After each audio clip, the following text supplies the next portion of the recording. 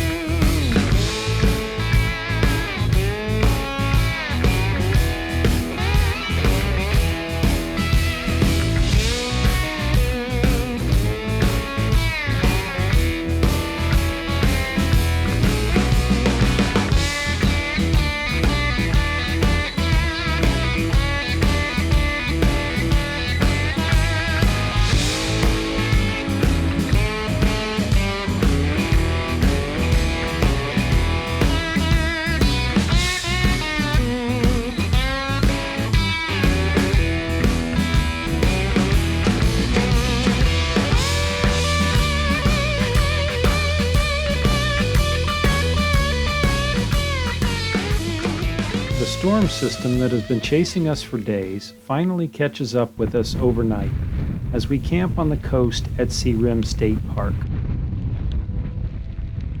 With light rain falling, we explore the Civil War battleground site at Sabine Pass. Here, in September 1863, a small force of Confederate soldiers with only 6 artillery pieces repelled an invading force of over 5,000 infantry soldiers on 4 gunboats and 18 transport ships. About 60 Union soldiers and sailors were killed, wounded, or missing, and over 300 were captured. 2 of the gunboats were sunk. The Confederate soldiers suffered no casualties.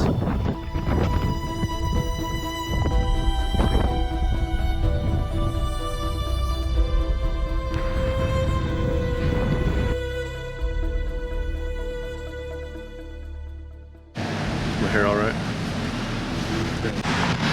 We're at the Wash and Fold in Winnie, Texas, after leaving the Sea Rim State Park early this morning. Got into the park yesterday. We've been out running a storm, pretty big storm, for the last 3, 4, maybe 5 days. The boys been 2 steps in front of it. Well, come across us last night, and the dingers and the warnings and everything went off on the phone about 2:30, 3 o'clock this morning. I got concerned because we were potentially just trapped out there. Got up, packed everything down. It was raining pretty good. And we got in and started discussing it a little more after we got in the vehicles. It was probably even better just to stay where we were, so we tried to crash out in the seats of the truck for a few hours. That didn't quite work so well. Got back up, started moving. It was still raining. Then the rangers come in and questioned our permits, even though we had already paid. So we eventually took off out of the park and went over and checked out a Civil War Battleground Memorial, which is pretty cool. Kind of burning up this morning doing laundry and see if we can't grab a late brunch and then move on in towards Galveston, meet up with some friends there tonight. Then we make a stop for laundry and lunch before continuing through the many beach towns along the coast.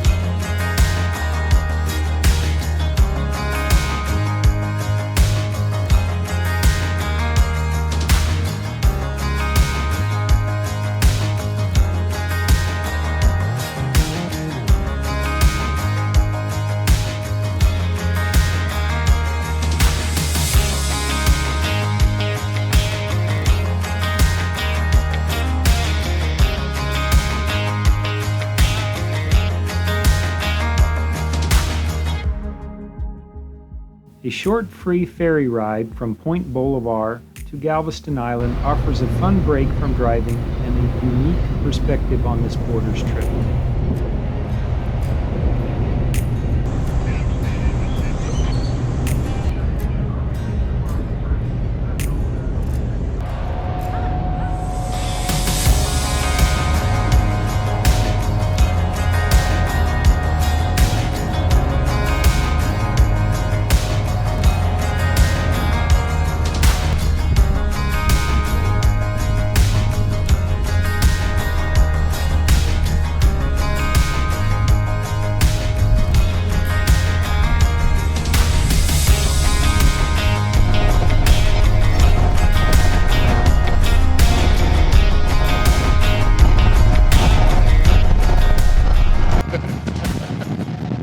At an elevation of now 54 feet.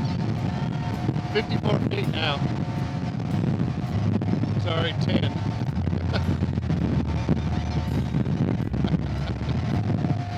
Yeah, this is pretty cool.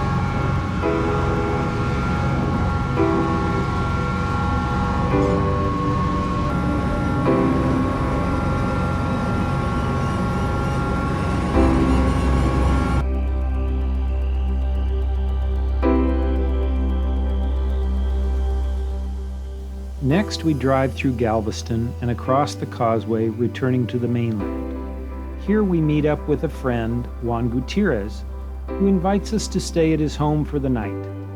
We are surprised to find a block party in our honor as we arrive. A barbecue with all sorts of great food is waiting for us, and we make some new friends this evening.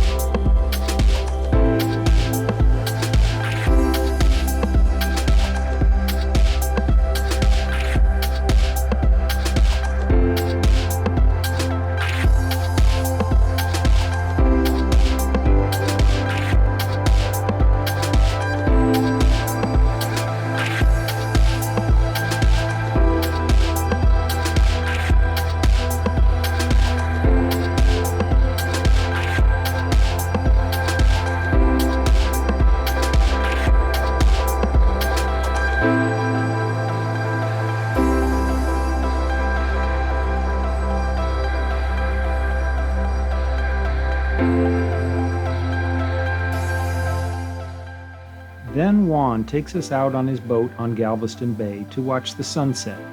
This evening turns out to be a highlight of the trip, illustrating the Texas hospitality we find frequently along our way.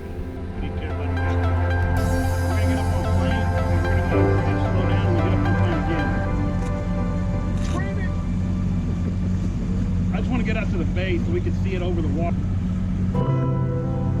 What a transformation. Right?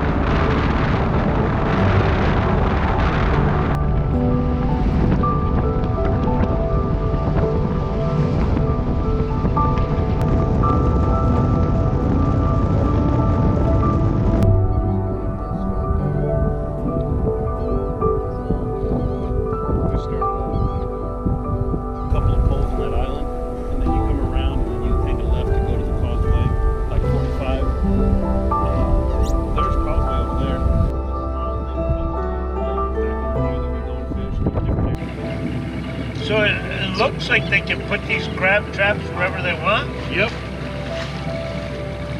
And they move them from time to time. What you doing there, Lod? Enjoying the suck. Look at this. This is terrible. Yeah, right. Yeah, I'm trying to figure out. Jones Bayou.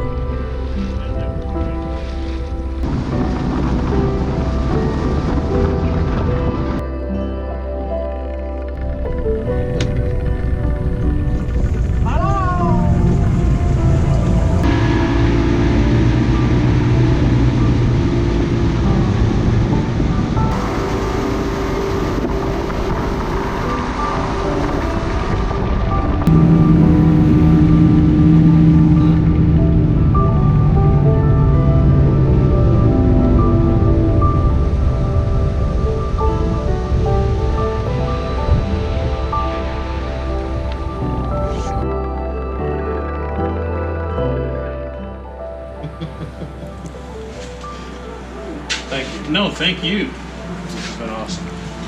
Appreciate it. Absolutely. This has been great. Y'all know the address.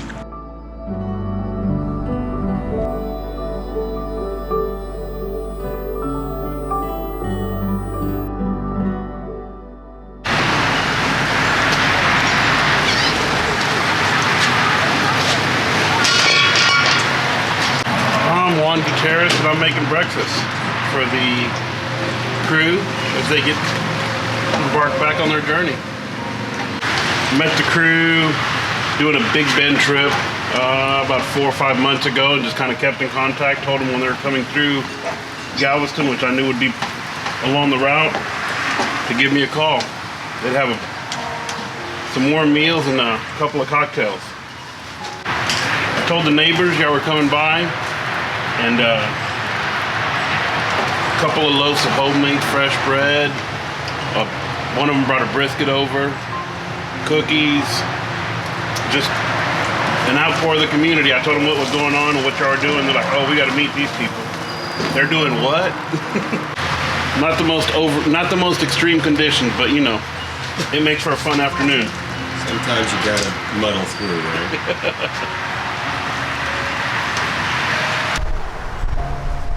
After a huge breakfast cooked by Juan, we return to Galveston Island and we resume the route along the coast highway, eventually stopping at Galveston Island State Park for showers. Then it's back on the highway, hugging the coast as much as possible before stopping at Indianola.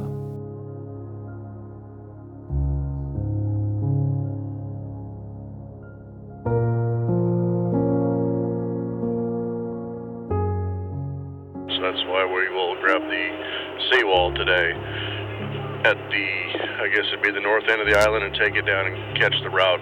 Where we catch the route is at Kroger. I'll stop there, grab some things for tonight, and you guys gonna proceed on to showers, please? Yeah. Copy that.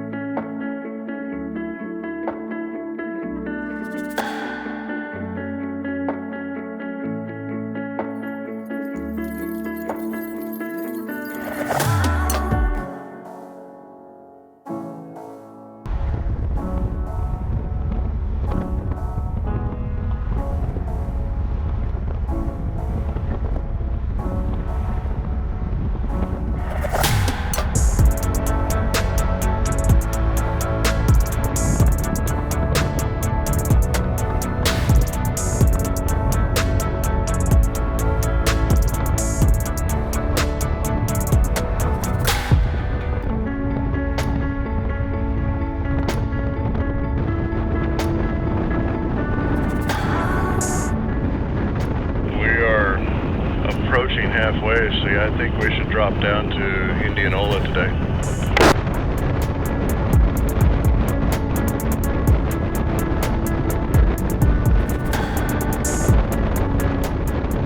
And another river I've been at a few times, the Colorado.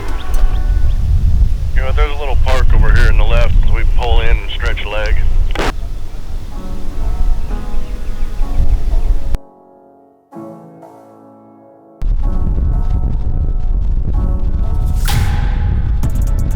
Indianola, on the western shore of Matagorda Bay, was a significant port until 1886.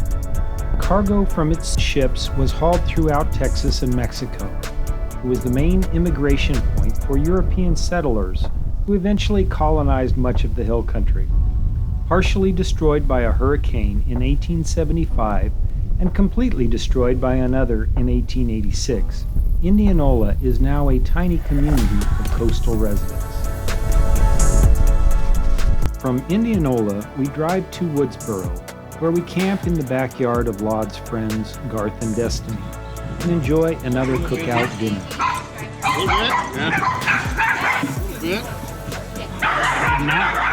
More scripture. Hi, Garth. Nice to meet you. Tim Augustine. This is great.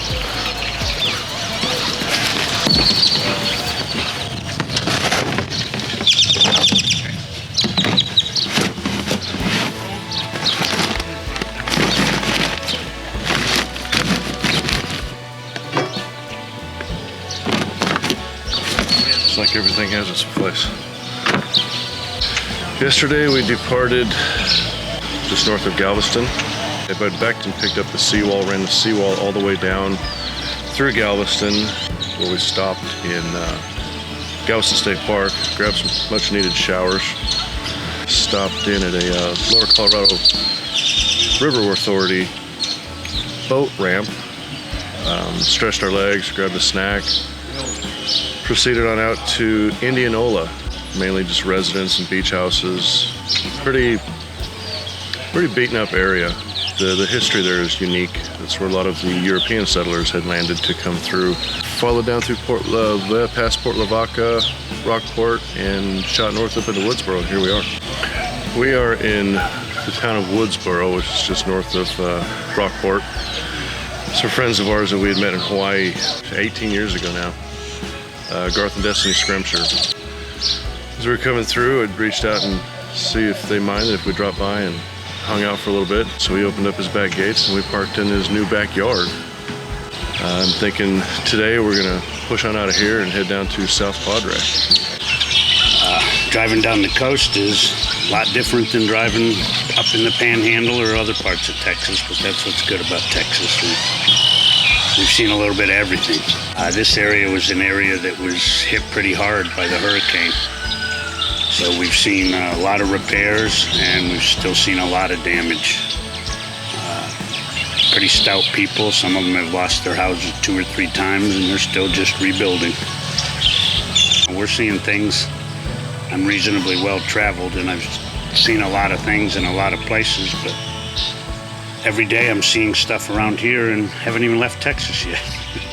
And seeing the history of Texas, which is pretty major as compared to some of the other states. It's a trip that it's real hard to do in the time frame that we have because there's just so many things to pick and choose what you want to stop and see and do, and then you see something and try to make notes to come back and do it. Look forward to getting done with it too. I mean, a month on the road's a long time when you're packing up and moving every day.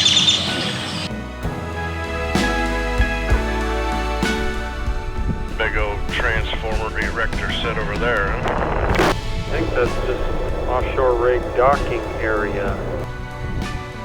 Coming in behind you. Don't push me in.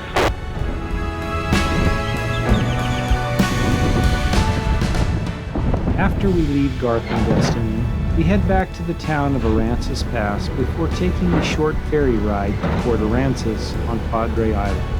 We make a brief stop and drive on the beach at Mustang Island State Park. After letting the dogs play on the beach, we return to the mainland, passing through Corpus Christi and stopping for lunch in Kingsville.